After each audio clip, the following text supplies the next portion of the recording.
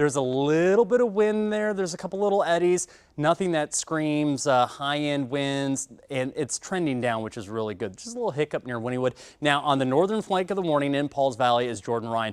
Jordan, you had some winds come over you. How strong do you think they were? Did you see anything with that line of storms as it came through?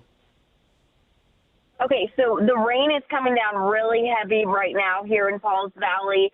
We're not seeing any issues as far as wind damage or anything like that. We definitely felt a little bit of wind, but the main issue has been the rain. Just as we're going live, it's starting to calm down. It was coming down really heavy, but we're watching things here. You can see lots of water on the roadways as the rain comes down here in Pauls Valley. We'll keep you updated. Thanks, Jonathan. Yeah, thank you for being out there. We see that with their 360 cam. What a wet morning there.